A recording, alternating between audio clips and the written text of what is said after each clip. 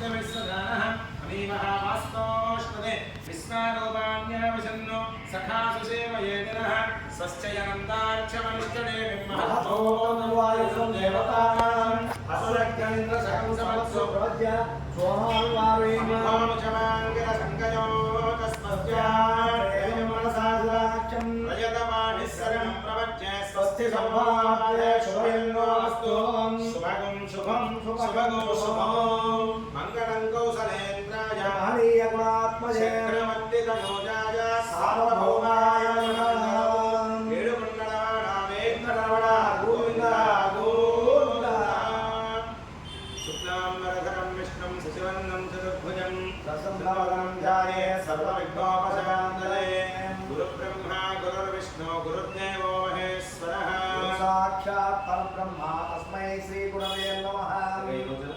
స్వామివారి యొక్క అనుగ్రహాన్ని కోరుకుంటూ వ్యాపార స్థలంలో ఉండేటువంటి దోషాలు ఏమైనా ఉన్నట్లయితే కనుక తెలిసి కానీ తెలియక కానీ ఉండేటువంటి ఇబ్బందులు ఏవైతే ఉన్నట్లయితే అవన్నీ కూడా నివృత్తి చేసుకోవాలని కోరుకుంటూ ఈ రోజున చక్కగా లక్ష్మీ గణపతి యొక్క స్వామి అనుగ్రహాన్ని కోరుకుంటూ మీరు కుటుంబ సభ్యులు లాంటి బంధుమిత్రులు అందరూ కూడా ఈ రోజున ఈ వ్యాపార స్థలంలో చక్కగా స్వామి యొక్క కార్యక్రమాన్ని చేయడానికి సంకల్పం చేశారు. ఈ రోజున చేసుకున్నప్పుడు దానికి ఒక వారం తిథి నక్షత్రం మాసం అంటూ ఉంటాం. చక్కగా శ్రావణ మాసంలో చేయాలి అనేటువంటి బలమైన సంకల్పం చేశారు.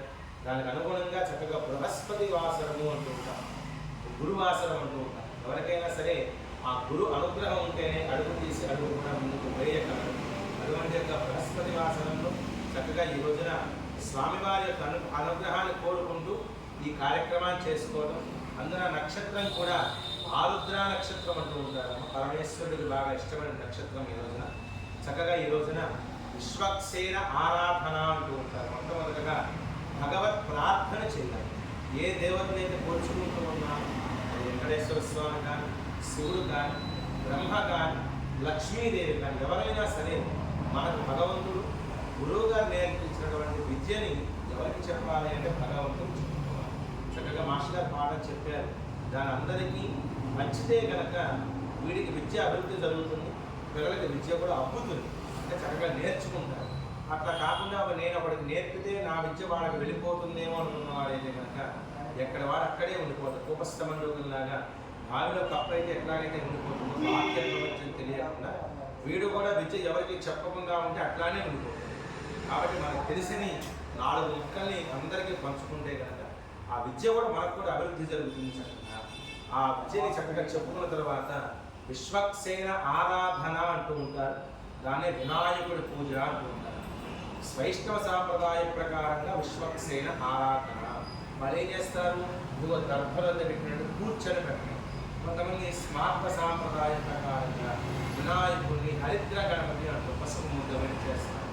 చేసుకునేటప్పుడు కూడా విశేషంగా 16 ఉపచారాలు అంటే ఎంత సంఖ్య 16 ఉపచారాలకు స్వామి యొక్క ఆరాధన కార్యక్రమాన్ని చేయమని శాస్త్రం చక్కగా ఘోషిస్తూ చక్కగా విఘ్నాంతకాల సూర్యాయ కార్యక్రమం అయ్యేంత వరకు కూడా ఎటువంటి విఘ్నాలు కలగకుండా చూసుకునే బాధ్యత ఎవరికి అప్పచెబుతున్నామయ్యా అంటే విశ్వక్సేనుల వారికి, అట్లానే వినాయకుడికి కూడా అప్పచెబుతూ ఉన్నాం.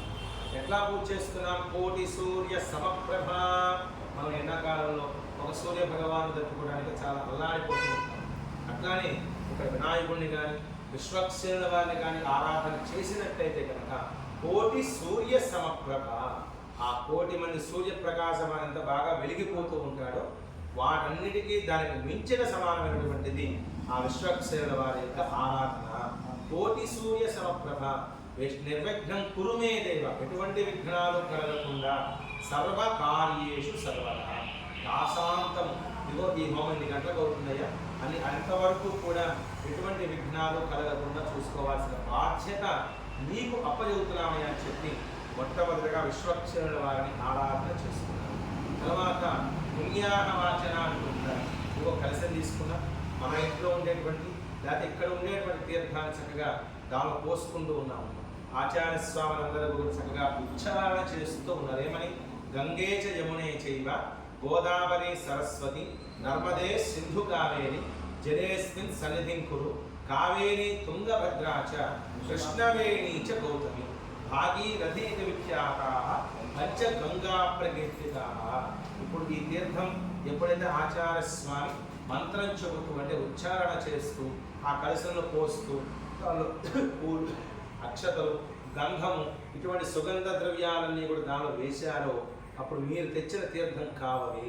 బావిలో నీళ్లు కానీ ట్యాపులో నీళ్లు కానీ ట్యాంకులో ఏవైనా సరే అవి మామూలు నీళ్ళుగా పోసిన తర్వాత ఎప్పుడైతే ఆవాహన చేశామో ఈ మంత్రం ఎవరిని వరుణదేవుణ్ణి ఆరాధన చేశాము. వరుణమావాహయామి ప్రచేతసమావాహయామి రక్తాంబరధరమావాహయామి యాగస్పతి మావాహయామి అంటూ వరుణదేవుణ్ణి ఆరాధన చేసిన తర్వాత ఇంతసేపు కూడా మీ శ్రవణేంద్రియం ద్వారా అంటే చెవుల ద్వారా వినడానికి చక్కగా స్వామి మంత్రోచ్చారణ చేస్తూ ఉన్నారు. ఎందుకని గృహంలో కానీ ఈ వ్యాపార స్థలంలో కానీ ఎటువంటి ఇబ్బందులు లేకుండా ఉండటానికి ఆ మంత్రోచ్చారణతో ఏమైనా దోషాలు ఉన్నట్లయితే కనుక వెనక్కి వెళ్ళిపోవటానికి చక్కగా సర్వ ధన ధాన్య సంపూర్ణ వస్తువు అంటే అర్చక స్వాములందరూ కూడా తథాస్తు అట్లే అగుగాక అని చెప్పి ఉచ్చారణ చేశారు. ఈ తీర్థం మొత్తం కూడా ఎక్కడ చదువుతూ ఉన్నాం, మన స్థలం ఎంతవరకు ప్రదేశం నిర్దిష్టంగా ఉన్నదో అంతవరకు కూడా దోష నివృత్తి